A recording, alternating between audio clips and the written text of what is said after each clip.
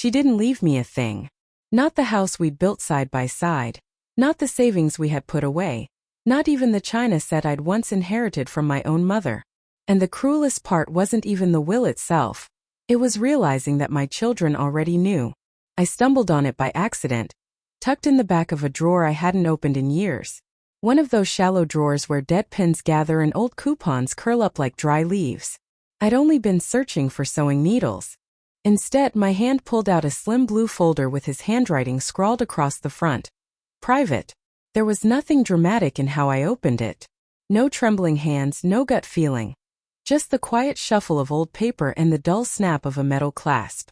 Inside, I found a notarized will, signed and dated 7 years before he passed. And every single thing, every last bit, went to a woman named Sandra Mayfield. I stared at that name, convinced I had misread it. Sandra? Who in the world was Sandra? She wasn't family, not a nurse, not even someone from the hardware store he managed before retirement. Then I flipped the page and saw the witnesses. Julianne Parker and Marcus Parker, my daughter and son. My legs gave out before the anger did. I sank into a chair, my heart thudding in some broken rhythm that didn't even feel like it belonged to me. They knew. Both of them knew. They had stood by him, smiling, signing, watching him cut me out of my own life, and never said a word. That night sleep never came.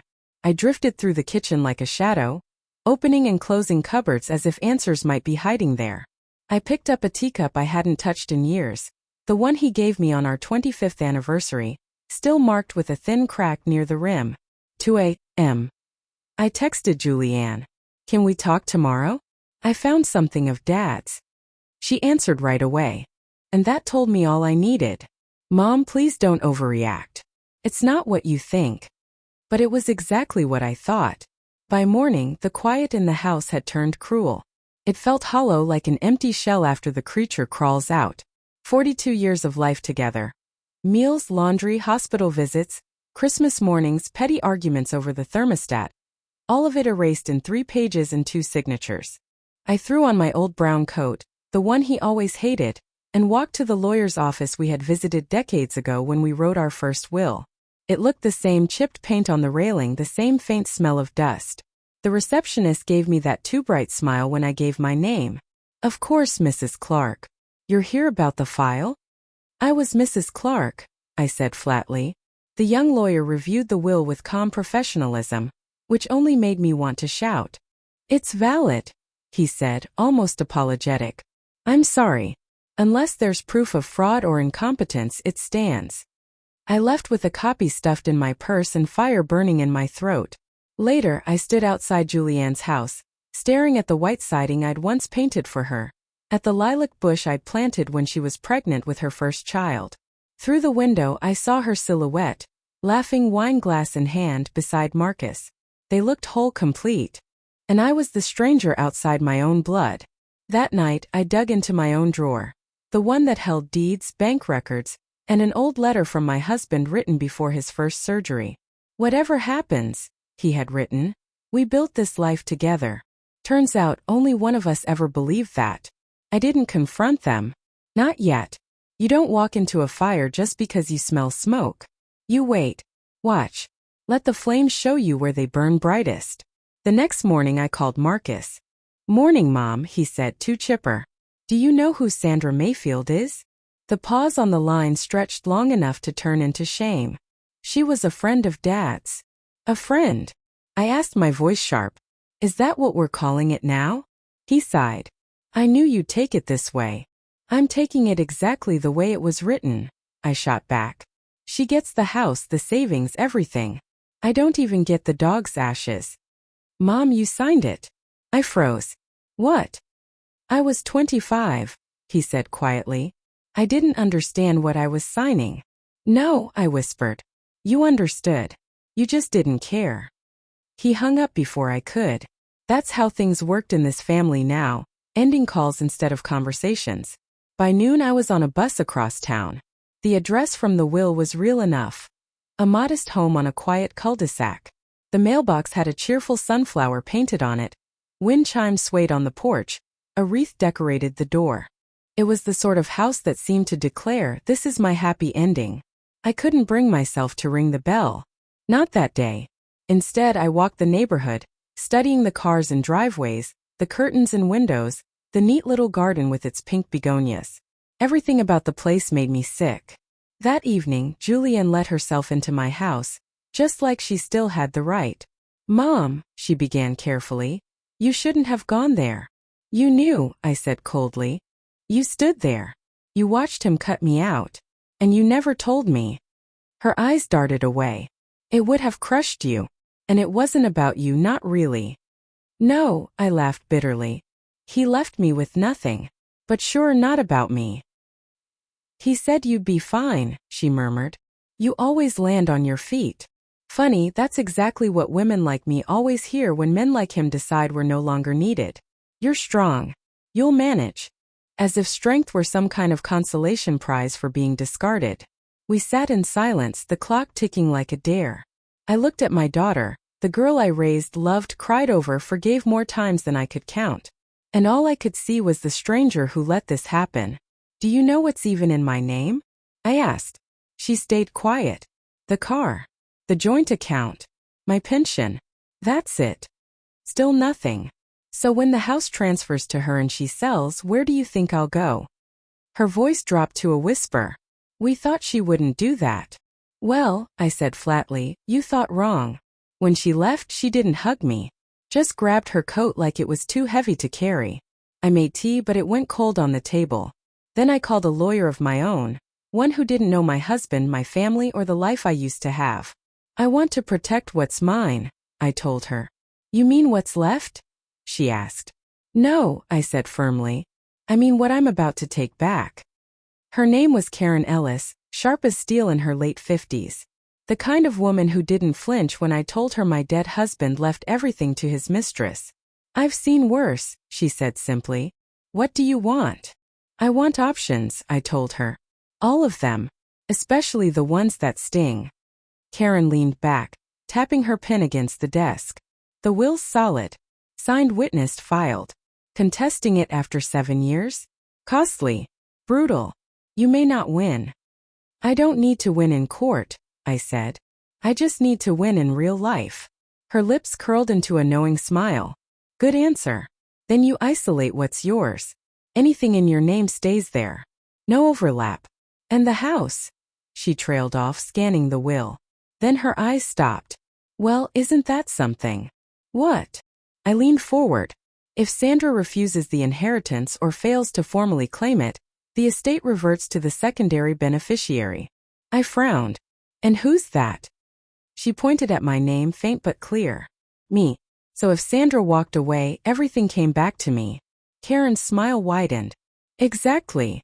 I left her office with a folder under my arm and the beginnings of a plan.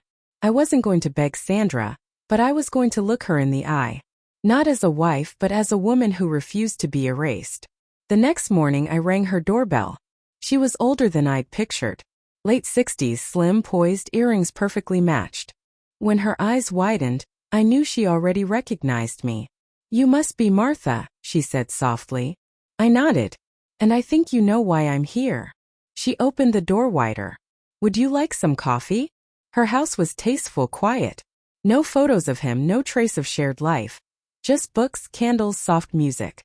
"I didn't know he left it all to me," she admitted. "Not until the lawyer called." "You were close?"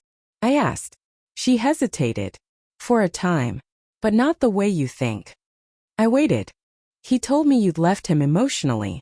That you were cold. That he was lonely." I barked out a bitter laugh. "So he lied to us both." Sandra lowered her eyes. We drank in silence for a moment. "I'm not here to accuse you," I said finally. "I'm here to ask you to walk away. And if I don't, then I fight. Quietly, publicly, every way I can." Her gaze stayed steady. "And if I do, then you do the right thing. You let the house revert to me. You walk away with your dignity intact." She walked to the window, framed in light, her face unreadable. When she finally spoke, her voice was soft. "He always said you'd outlast us both." Then she turned to me. "I'll sign the refusal. No apology. No excuses. Just a woman closing a chapter she never wanted." I left with her promise, and a strange flicker of respect. That night, for the first time in weeks, I slept. Never mind, I told her. I don't want excuses.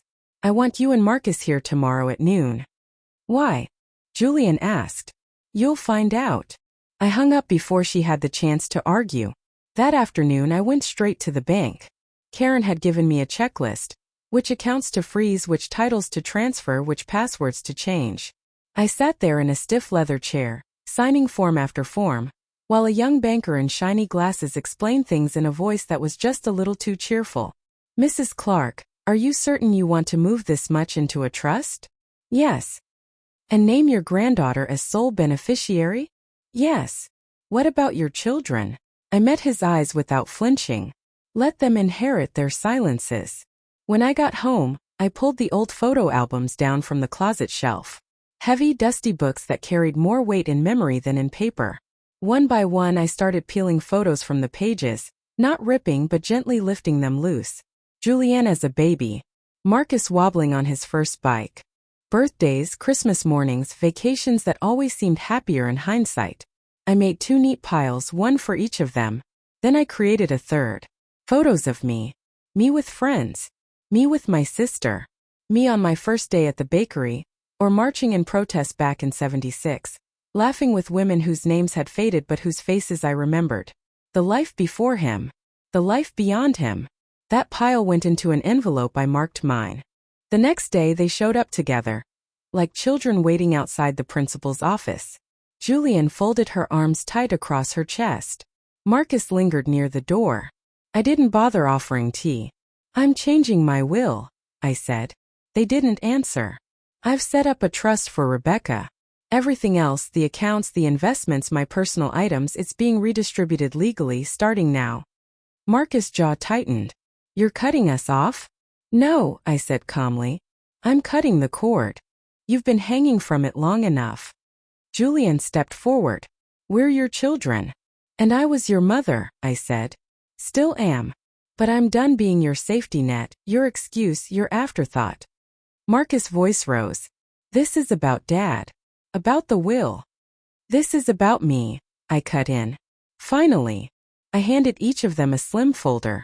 Inside were copies of their unpaid loans. Debts I had quietly covered. Amounts I never asked them to repay, because I thought that's what love did. Overlooked. Julianne looked down, her face tightening. I'm not asking for it back, I said. I'm reminding you what it cost. They left an hour later. No hugs, no tears. Just silence. But this time the silence belonged to me. The house felt different after they were gone. Not empty, clear. No heavy footsteps, no slamming doors, no guilt-tinged voices bouncing off the walls. Just me, my breath, and the steady tick of the old kitchen clock. I made myself tea and drank it standing up. The folders still lay open on the table, Julianne's half-tossed to the side. I didn't touch them. Let them sit like stones. That afternoon I did something I hadn't done in years. I called Elaine Bishop. We hadn't spoken since Leslie's funeral. Not because of a fight, just because of life, because of time, because of that slow erosion of things you think will last forever. Elaine, I said when she answered. You got an hour? Her voice lit up, warm and surprised. For you? Always. She showed up with shortbread cookies and a scarf wrapped twice around her neck, though the weather was mild. I told her everything. Not in one rush, not through tears, but piece by piece, like hanging laundry on a line. She listened the way only old friends know how. Without interrupting. Without pity. When I finished, she leaned back in her chair. Well, about damn time. I blinked. You always made excuses for them. For Leslie too. Remember when he missed your birthday 3 years in a row? You still told people he was working late like you were some secretary in a 1950s movie. I smiled, thin and brittle. Maybe I just didn't want to see. Or maybe, she said softly, you didn't think you deserved more. That truth sat between us like something no one wanted to dust. I'm tired, I admitted. You're not done though, she said. No, you're finally starting. When she left, she hugged me tight and whispered, if you ever feel like burning it all down, I've got matches. That night, I wrote a letter to Sandra. Not to thank her. Not to explain. Just to acknowledge her. Dear Sandra, We were lied to by the same man. I got the wedding. You got the will. I suppose neither of us really got him. That's not your fault or mine. Thank you for walking away. It's more than he ever did. Martha. I didn't seal the envelope. I didn't send it. But leaving it on my desk felt like setting down a weight I'd carried too long. The next morning I called Karen. I want to update the will today. Add contingencies. If either of my children contests the trust, they forfeit everything else. She paused, then said, You've been thinking. No, I told her. I've been remembering who I was before I became everyone else's insurance policy. By afternoon the papers were signed, stamped, filed. Done. That night I sat on the porch in my oldest sweater, feet tucked under me the way I used to before life got complicated. I watched the shadows stretch across the yard, the way the light shifted when no one was looking. I wasn't sad. I wasn't angry. I was still here. And for once that felt like enough. They stopped calling after that. No more texts with forced questions about my health. No birthday reminders forwarded from someone else's calendar. Just silence. But silence, I was learning, has shape. And this one didn't feel like abandonment. It felt like air, finally clearing after a storm. On Wednesday, I went into town for groceries. At checkout, the young clerk smiled too brightly. Having company tonight? No, I said. Just me. She tilted her head. That's still good. I nodded. It is. On the way home, I passed the old community center. Flyers were taped to the windows: yoga, watercolor, grief groups. One caught my eye: Women's Writing Circle, Thursdays at 6 p.m. No experience required. I stood there longer than I meant to, then tore off the little tab with the number and slipped it into my pocket. That evening, I pulled out the notebook Leslie had once given me for recipes. Only 2 pages had been used, both filled with casseroles I never liked. I tore them out, the paper giving way with a neat rip. On the first blank page, I wrote across the top things I never said. I didn't write much, just a few lines. I was 39 when I stopped sleeping on the left side of the bed because he wanted the right. I was 47 when I started putting parsley on everything because he said it made meals look alive. I was 61 when I realized he never once asked if I even liked parsley. The next morning I woke to rain and a strange kind of energy. I cleaned the house, polished the wood trim, fixed the loose hinge on the back door myself instead of waiting for Marcus. At noon I made lunch for one and ate it in silence, not the kind of silence that waits for something but the kind that simply exists. At 4 the doorbell rang. I wasn't expecting anyone. Through the glass I saw Rebecca, my granddaughter. Her hair was damp, a tote bag hanging from her shoulder. "Grandma," she said softly, "can I stay a few days?" I didn't ask why. I just stepped aside and let her in. She kicked off her sneakers, walked into the kitchen like she'd always belonged there, pulled 2 mugs from the cupboard without asking. "I didn't know where else to go," she said after a while. "Mom's furious. She says I'm taking sides." "Are you?" I asked. Her eyes, so much like Julianne's but softer, met mine.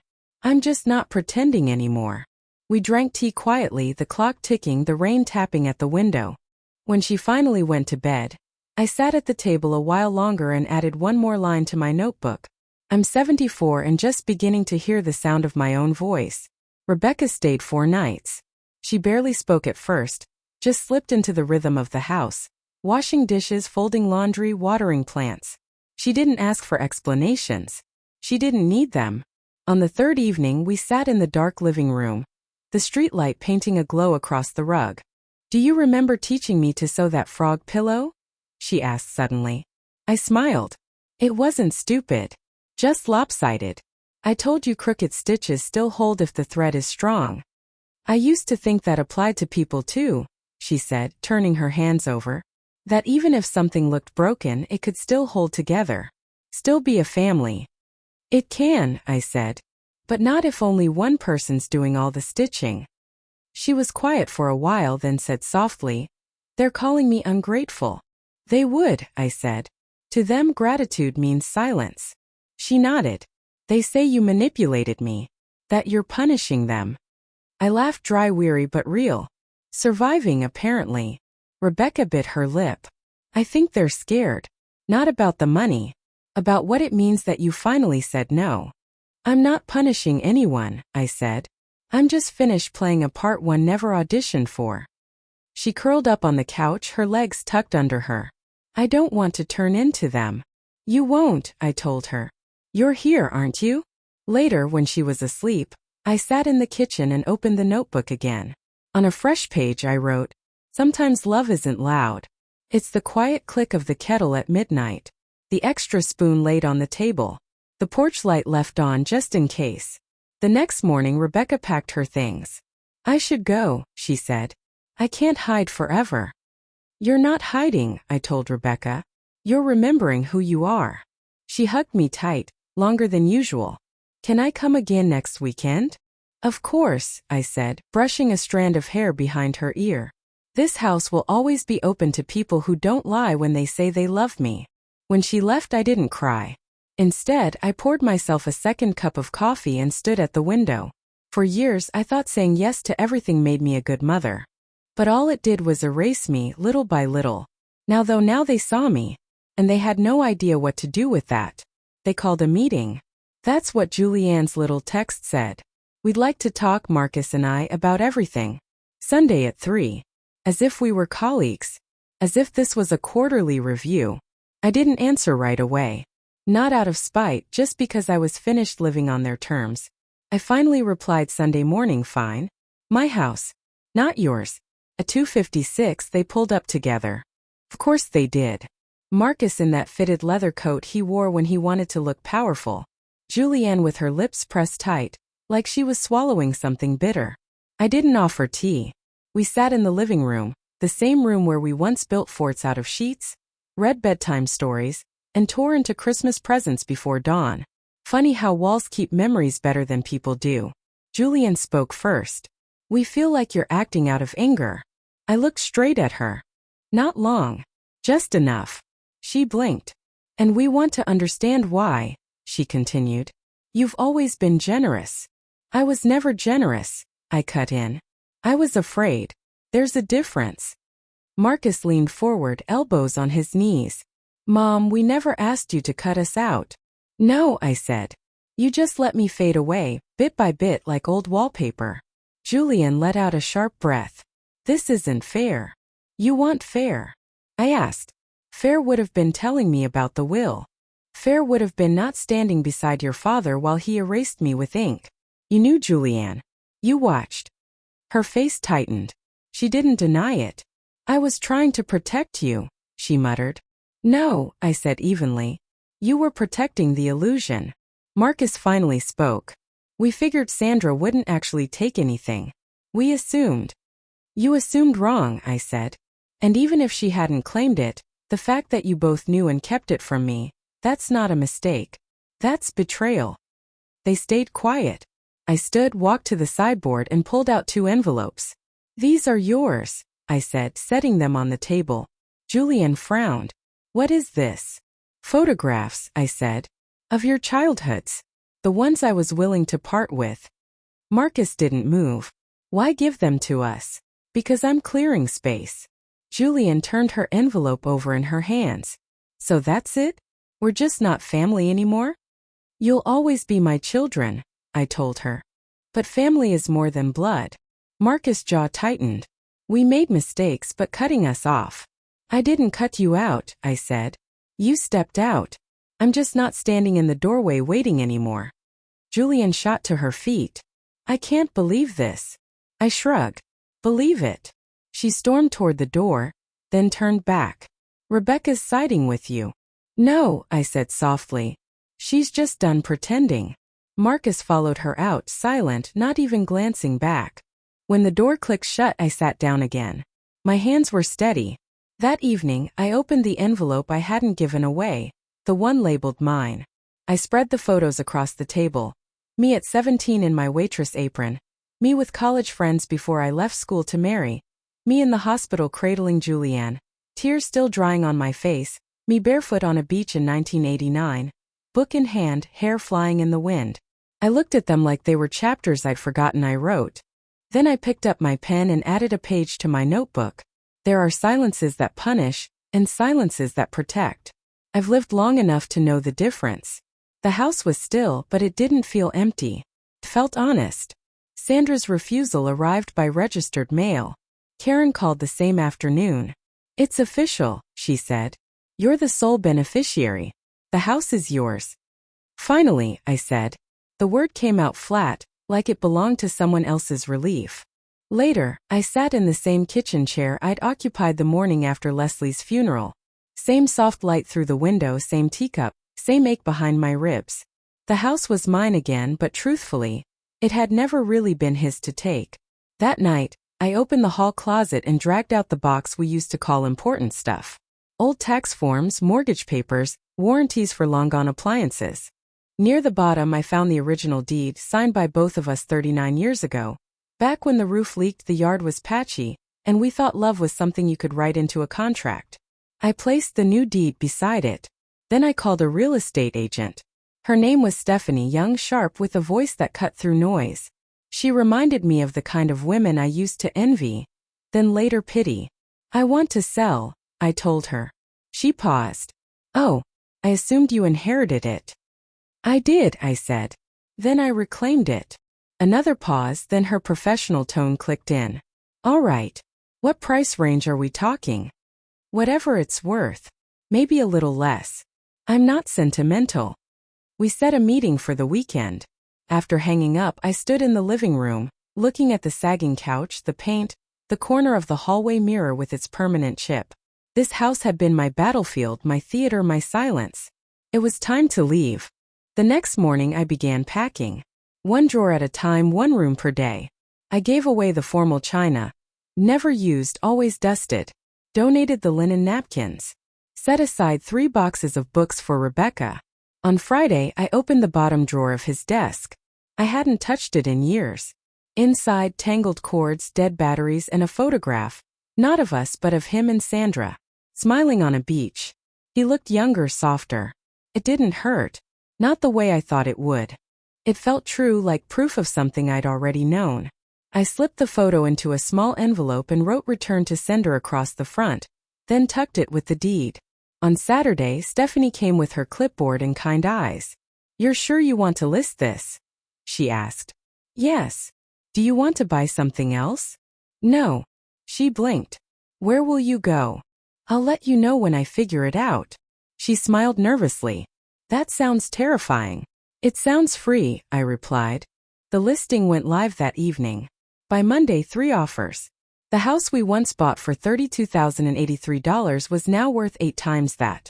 Funny, isn't it? All those years, all that history reduced to square footage in a school district. I didn't haggle. I accepted the second offer. Clean, no contingencies. A young couple expecting twins. Felt right. 2 people at the start of a story I no longer needed to play a part in. When the papers were signed, I walked the house one last time. Touched the windowsills, the chipped mirror. The spot where Rebecca had once drawn on the wall and I never painted over. Then I slid the keys into an envelope and handed it to the courier. No tears, no ceremony. Just the steady steps of a woman walking away from a life that no longer fit. Outside, for the first time in years, the air smelled like possibility. Like it was mine. I moved into a small top-floor apartment on the edge of town. 1 bedroom. No stairs. No yard to tend. The floors were uneven, the windows drafty, but the light, oh, the light. It poured in every morning, flooding the kitchen table, warming the chipped counters, spilling across the floor. Even silence felt like company there. I brought almost nothing. A kettle. 3 books. 1 chair. My mother's brooch. And the envelope of photographs labeled mine. Stephanie had offered to help me find something bigger. "You could afford more space. Maybe a garden." "I've had enough things to tend," I told her. She smiled politely, but I don't think she understood. The first night, I curled up in that chair by the window with a blanket around me. The building creaked, the radiator hissed. No footsteps above me. No doors slamming below. I cracked the window, breathed in the night air. And for once, I didn't dream of anything I'd lost. 2 days later, a letter came. Handwritten, postmarked 3 towns away. From Sandra. "Martha, I meant to leave things quiet between us. But there's one thing I wanted to say, and I didn't want to call. I didn't want to be another voice you had to brace against. He told me you were cold, controlling, unkind. I believed him. That's on me. But after meeting you, I saw the truth. And I'm sorry for not asking sooner, for not doubting sooner. I hope you're at peace. I hope you find something new. You deserved better. We both did. Sandra. I folded the letter and tucked it into the back of my notebook, behind the pages filled with my own truths. That same week, I went to the women's writing circle. 6 women, 1 folding table, a pot of terrible coffee. We sat on plastic chairs and read aloud the words we'd been too afraid to speak. When it was my turn, I opened to a page I hadn't shown anyone. He built the house. I filled it. He brought home the paycheck. I brought home the missing pieces. He smiled in the photos. I held up the corners of the picture. I'm not angry anymore. I just want the camera to face me finally. When I finished reading at the circle, there was silence. Not pity, not awkwardness, just recognition. Afterward, a retired teacher named Lorna touched my arm. That line, she said, holding up the corners of the picture. That's exactly how it feels. I nodded. Then maybe I said it right. When I got home, there was a message from Rebecca. Apartment looks lovely. Grandma, send me the address. I want to visit next weekend. I wrote back immediately. I'll put the kettle on. That night I sat by the window again. Same blanket, same tea. But something had shifted. I wasn't rebuilding. I wasn't starting over. I was starting for the very first time.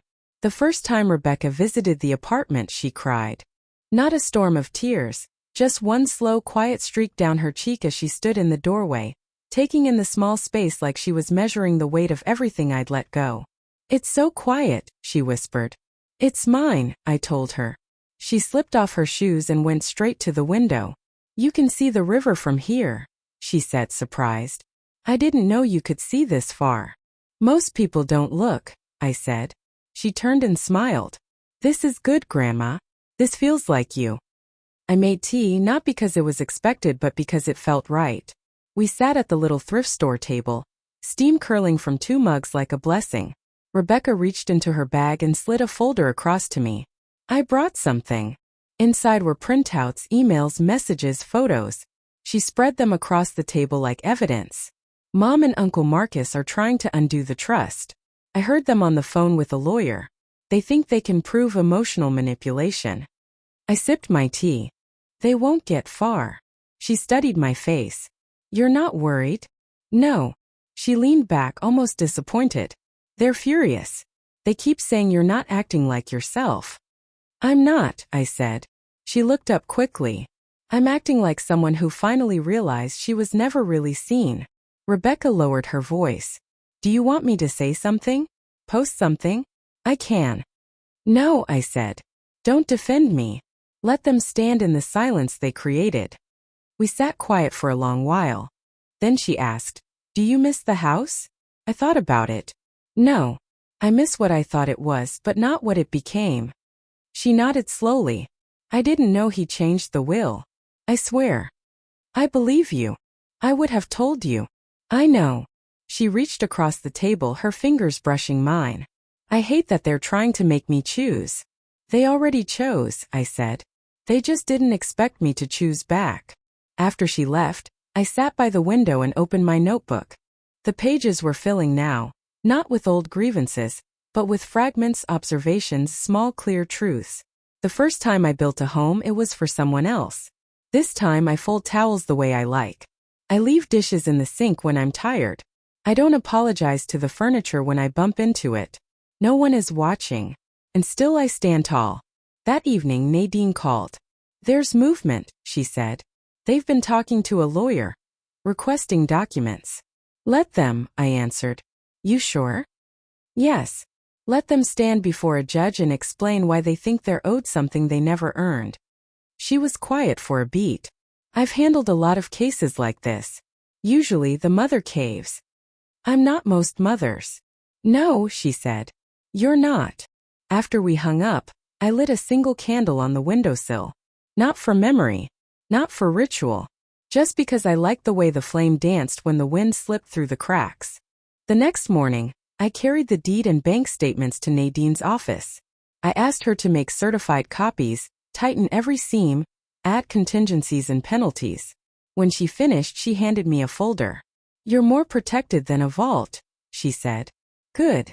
She hesitated. Can I ask, what finally made you draw the line? Her question caught me off guard. I answered before I had time to think. I realized the people I loved weren't afraid to hurt me. And just like that, the room went quiet. Not sad quiet, a knowing one. That afternoon, I stopped at the bookstore on 5th and bought a used copy of The Year of Magical Thinking. I read the first 3 pages standing near the door, then carried it to the counter without hesitation.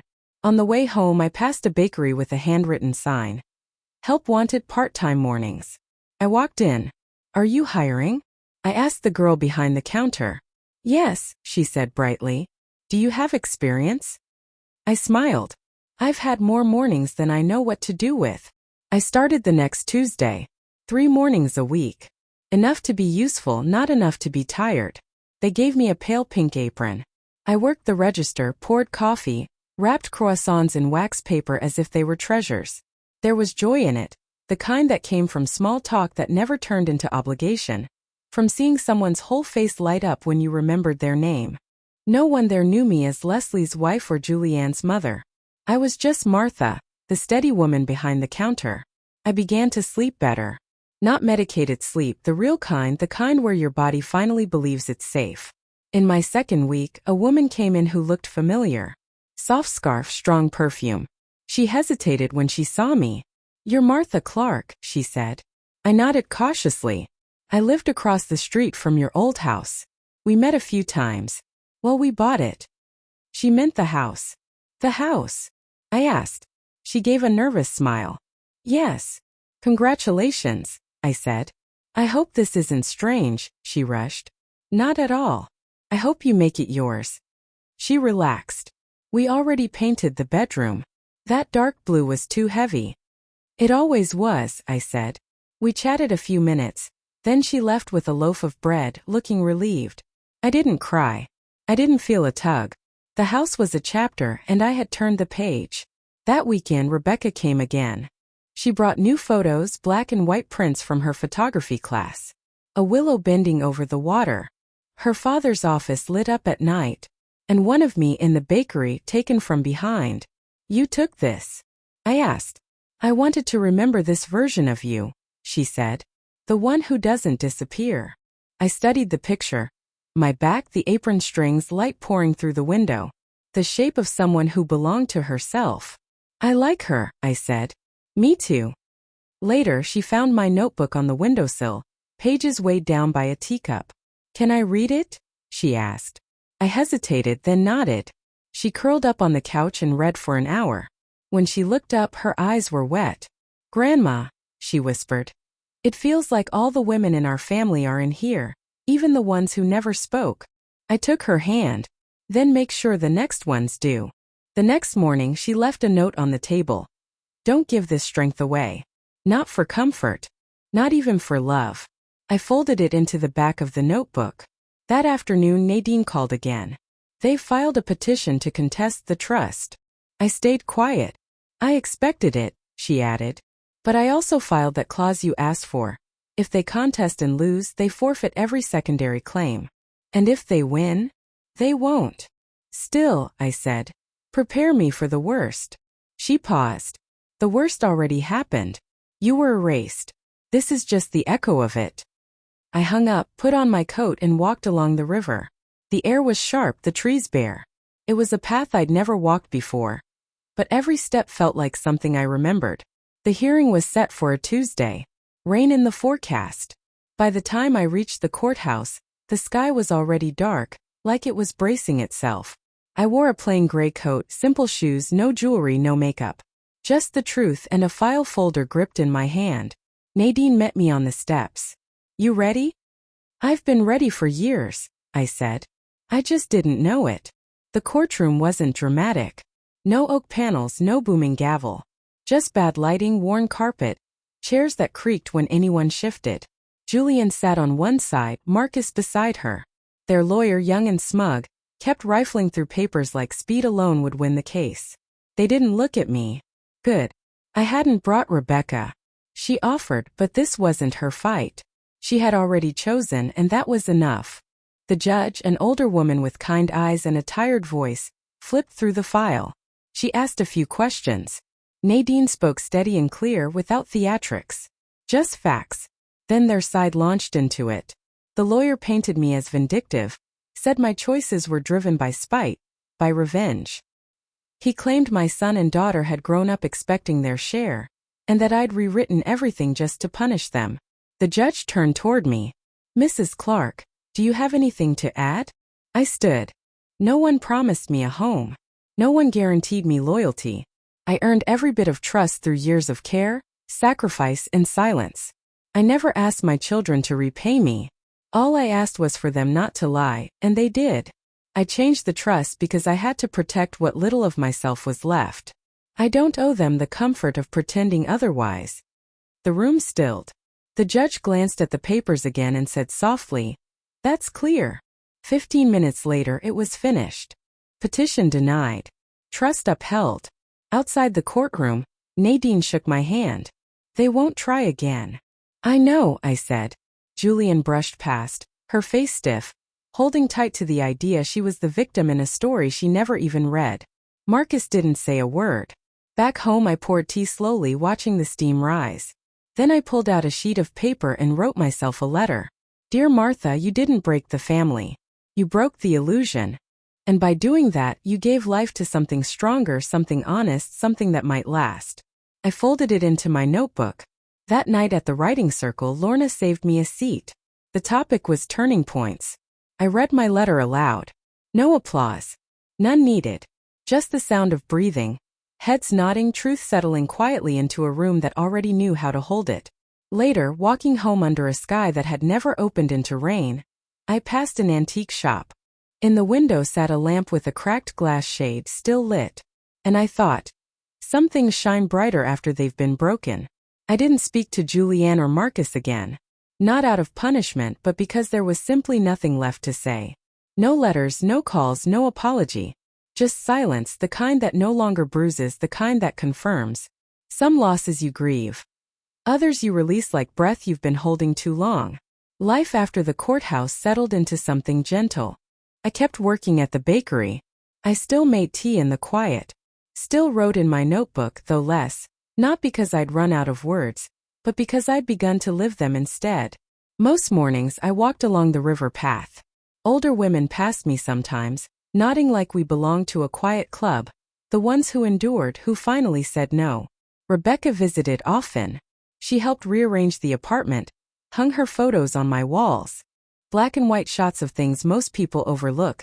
A bent spoon in a dish rack, a shadow on concrete, rain-streaking glass. One afternoon she asked, "Grandma, can you help me with my photo essay? It's called What Strength Looks Like.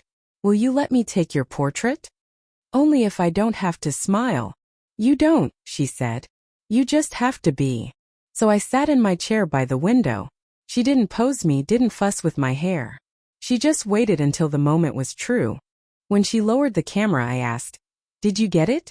"More than that," she said. The essay went on display in a small gallery above a coffee shop. Students hovered nervously by their work, pretending not to listen as strangers praised them. Rebecca's photo of me hung alone on a white wall. Beneath it, her caption, "She is not smiling because strength isn't always sweet. Sometimes it's quiet. Sometimes it slips away when you stop noticing. But when it returns, it does not ask permission." I stood in the back, arms folded lightly. I didn't need to be recognized. Just seeing it, just being it, was enough. Later at home, Rebecca poured us each a glass of wine. "To turning the page," she said. "To never going back," I replied. That night, I lit the candle again. The same one from the windowsill, burning low but still alive. I opened my notebook, flipped to the first page, things I never said. Then I turned to the last and wrote. I said them. And I'm still here. The letter came on a Tuesday. No return address, just my name in Marcus's sharp handwriting. Thick envelope.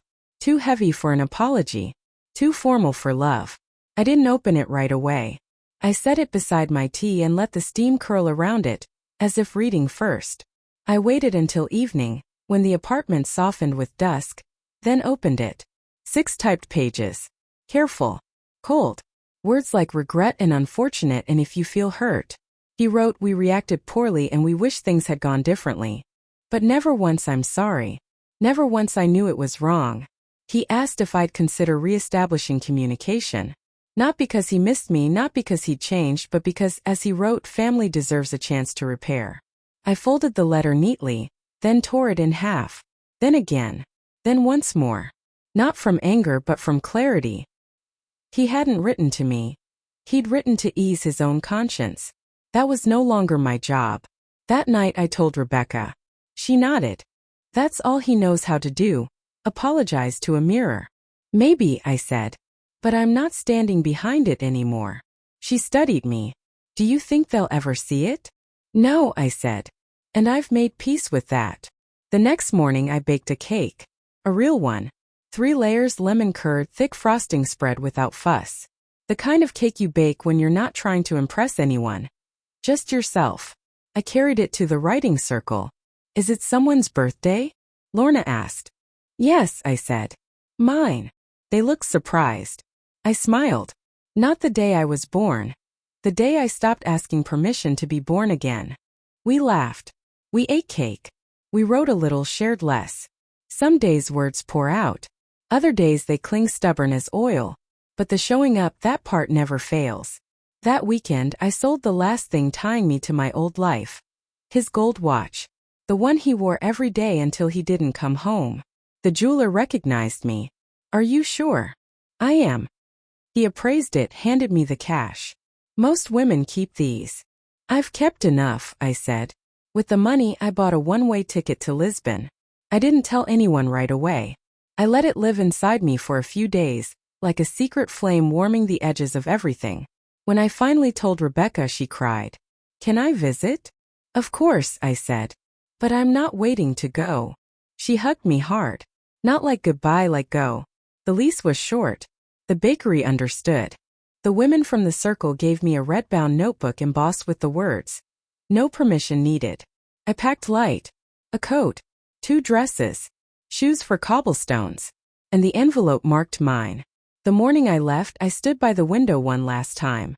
Looked at the river, the trees, the bench where a mother once tied her child's shoe. The streetlight that flickered even in daylight. The bakery awning in the distance. I didn't say goodbye. Just thank you. At the airport, I sat with a cup of tea and a feeling I didn't know how to name. Not joy. Not pride. Something deeper, like breath after too long underwater. When they called my boarding group, I rose without hesitation. No one waited for me on the other side. No plans, no baggage but what I chose. Just a city I owed nothing to. A language I hadn't yet misunderstood.